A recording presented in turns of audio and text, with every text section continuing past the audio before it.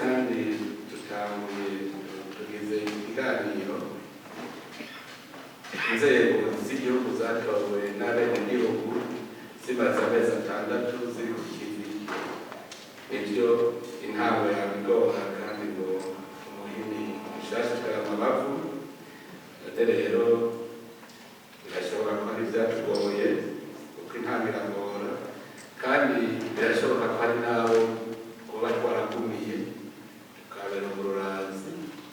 Ivyo rero navyo kubyihanganira, mwongera mufise n'icyizere yuko ejo bitazoba bibi.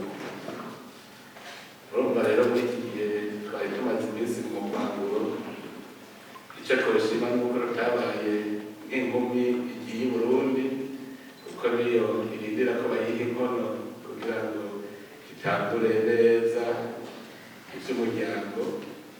Twebwe rero twaciye twitwararika kuja ku kivi, kandi turabona yuko intambwe yigeze ku bwacu ishimishije, kuko bwa mbere twari kubanza kwitunganya. Ntabwo igikorwa atabanje kwitunganya no gutunganya icyo gikorwa, aricyo gituma mwabonye ica tubona ingene ibintu vyokorwa, turavuga tuti kugira ngo dushobore gukorera neza abenegihugu, kuko inzego za leta zikorera abenegihugu, twasanze koko indongozi zose zikwiye kwifata nk'abavyeyi.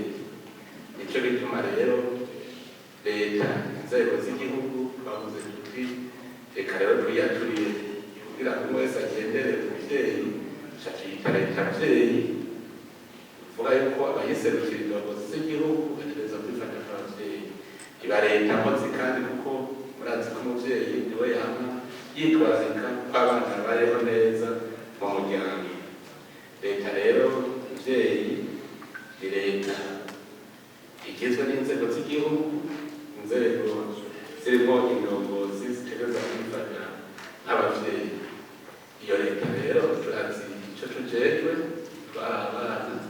Ubwa mbere na mbere ukubungabunga amahoro n'umutekano.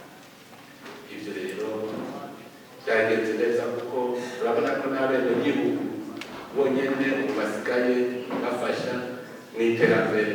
Aho turafise ibimenyetso bitanesha, kuko abahungabanya umutekano hariho n'abashatse kuwuhungabanya, muga kubera abenegihugu bari bahagaze naho inzego zitari bwashingwe neza. Muravyibuka bashatse guhungabanya umutekano, inzego zo ku mitumba zitabaho, haheze amatora y'imitumba, abamusitanteri bataraja ku kivi.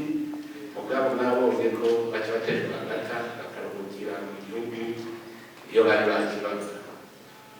Byagumye bimeze neza, umutekano murabona yuko ubu warushirije kubaho. Hanyuma n'abenegihugu hagati yabo bafise umwumvikano.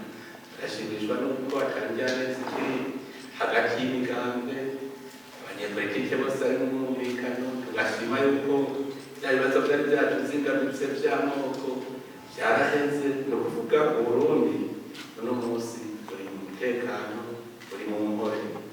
Kandi tugiye ku kivi, turamaze kubona ivyakozwe nko mu butungane. Ubutungane koko turiko turahasha turwanya kudahana, kugira ngo ntihagire kuba hejuru y'amategeko, ndetse tukongera tugahinyanya kugira ngo ibintu bigende neza mu butungane. Bwa mbere kugira ubutungane butungane neza nuko twahereye kuraba yuko koko mu muzi w'ubutungane hatunganije.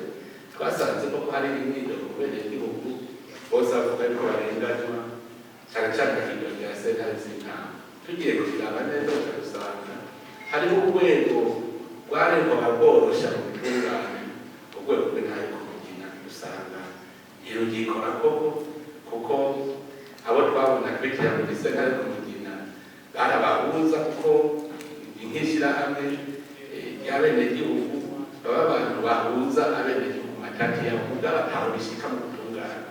Mugabo ubu rero twaciye dusubizaho intahe yo ku Mugina, maze ubwirizwa yaramaze gutorwa ku nama nshingamateka. Hanyuma tuca no ku mutwe ku nama nkuru y'ubutungane, iraba neza yuko atama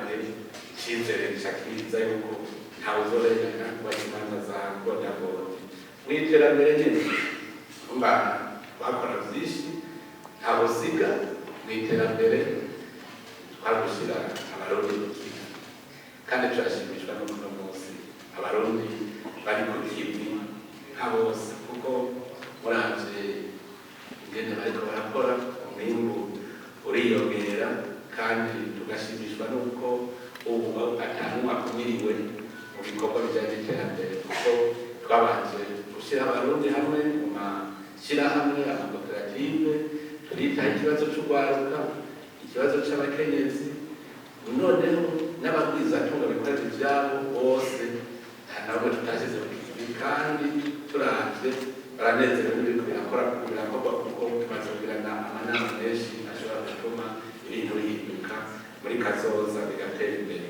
rero turabona yuko ibintu ubu biriko biragenda neza ariko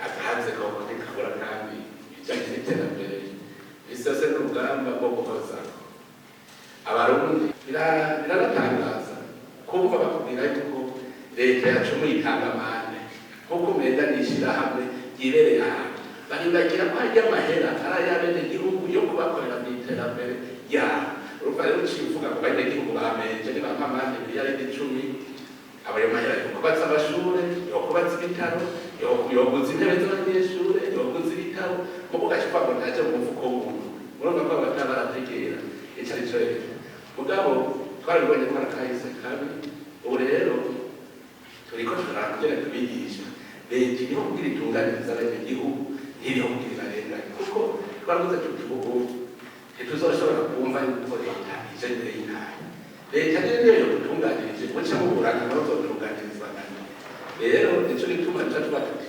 indongozi izoba yarenganije umuntu iyo ndongozi uwo muntu arafise uburenganzira bwo kwitwara yitwarahe kuri leta leta rero igaheza ikaza na wa muntu yamurenganya hanyuma ikamucira urubanza birya rero leta yahuririye igaca birima ngo yavyononye muga abenegihugu nibo leta abenegihugu ntibacumura nk'ico n'ikintu twabonye yuko ariho abarundi batarategera neza kuko uvuze uti ikintu ca kuri miliyoni 100 gicaye ku miliyoni 500 murumva ayo mahera abenegihugu babahoje aho coguza miliyoni 100 kuko izo zindi 500 zica zifasha muri vya bindi bikorwa abenegihugu babakeneye urumva rero ubonye nk'indongozi igira uko ibari hari indongozi avuga ati utu tuntu ndakwikwegere ugasanga batazi aho parasere bakakura kwiha ariko yarajejwe kugaburira abenegihugu isanzwe indongozi rero bifata nk'umuvyeyi nawe ntihakurira ku rutaro urire ku rutoki urumva yuko uduhanze si duke haba mu benegihugu nyene haba no mu ndongozi dutegerezwa rero guhindura kuko uburundi ni twebwe nyene tuzobwiyubakira none rero yari intangamarara nosaba abarundi bose ubwambere gutegera tubari bazanye no kubaza ibibazo gusa ahubwo baterera ivyiyumviro bati wogira